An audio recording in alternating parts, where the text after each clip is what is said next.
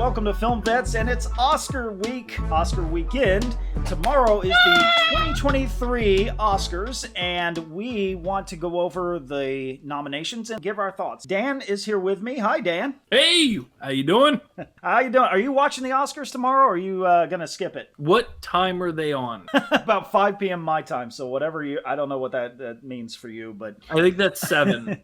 I'm 2 hours ahead of you. Well, I can't help you with any of that. So is this just the categories, or are there a crap ton of categories? There's a lot of categories, but these are Best Actor, Actress, Supporting Actor, Animated Film, International Film, Director, and Picture. So these are the only ones we're really going to talk about. I didn't see a lot of films that were more international, Best International Film, Best Independent Film, or Best Screenwriting. Those things are a little more on the outskirts of what the main Oscar categories are. So we're going to concentrate on these so we can get through it pretty quick. Let's start with Best Supporting Actor. So we have Brendan Gleeson from The Banshees of Inisherin, Brian Tyree Henry, for Causeway, Judd Hirsch for The Fabelman, Barry Keoghan from The Banshees of Inisherin, and Ke Huy Quan from Everything Everywhere All at Once. How many of these movies did you see this year? One. Which one? Everything Everywhere All at Once. And I'm honestly, I know I'm biased. I haven't seen any of the other ones really. And I know that you've seen The Banshees of Inisherin. So I'm going to go with Everything Everywhere All at Once, Ke Huy Quan. I have to agree. And I saw Banshees of Inisherin. I adore that movie. I saw The Fabelmans, and I thought Judd Hirsch was amazing. Very small role. I mean, almost a cameo, borderline. But he came in the movie and, took over. It was amazing. I didn't see Causeway, but I love Brian Tyree Henry in everything he does, so I'm not surprised he's nominated. But I am going to go with Ke Huy Quan. No, I'm saying it, sorry, but he was amazing in Everything Everywhere All at Once. I mean, what a comeback story for someone to disappear from Hollywood for years and come back. So I just have to put it for him.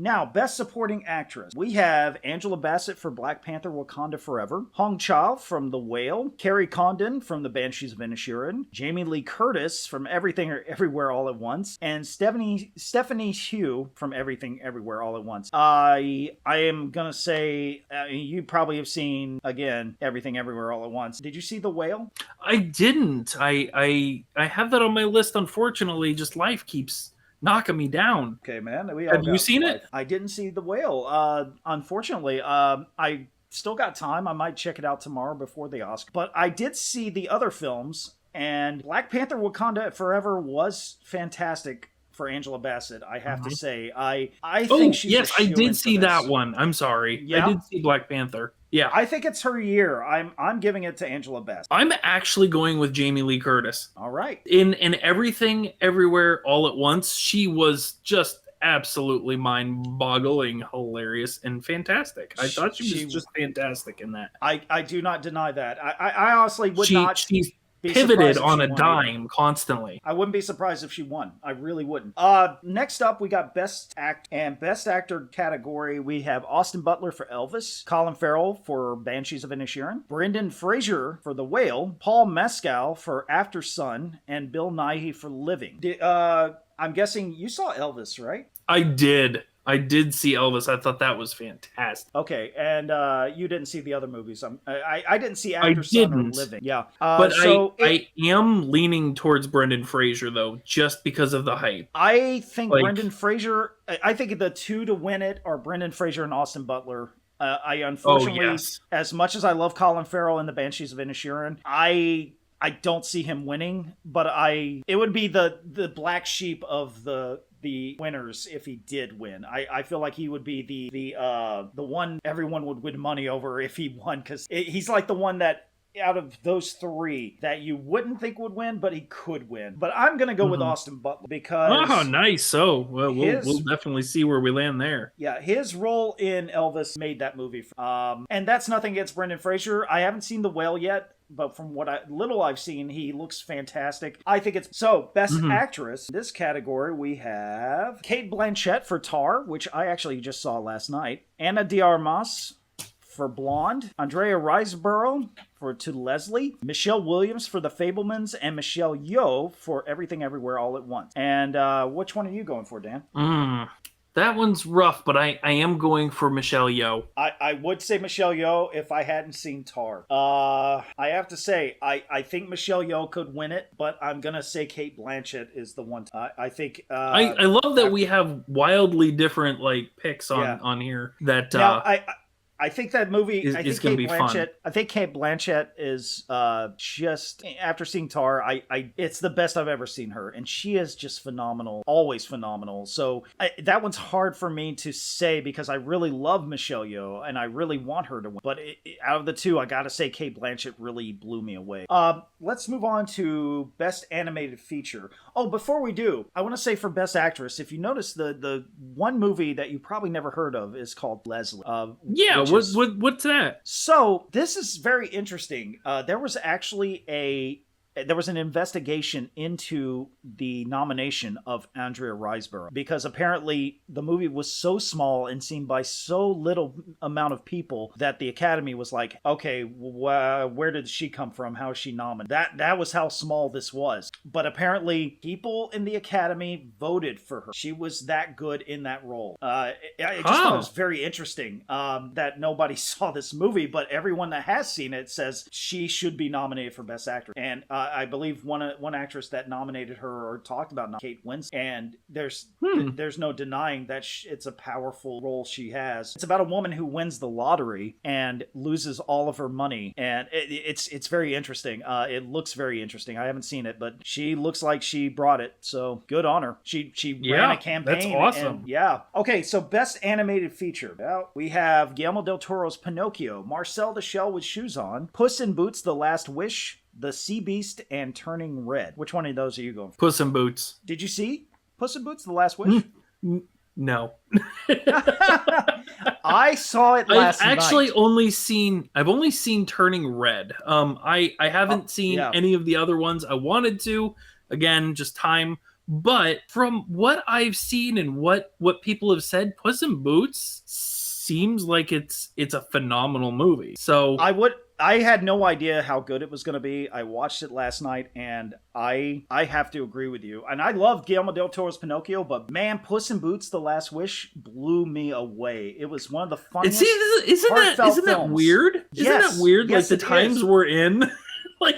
How does that happen? I don't know, but I was really impressed with this movie, and there's a scene in it with the dog being a therapy dog. Don't tell me! Don't tell me! I'm not gonna say. I haven't seen it. It's literally on my list. Watch it. It's on Peacock right now. Okay.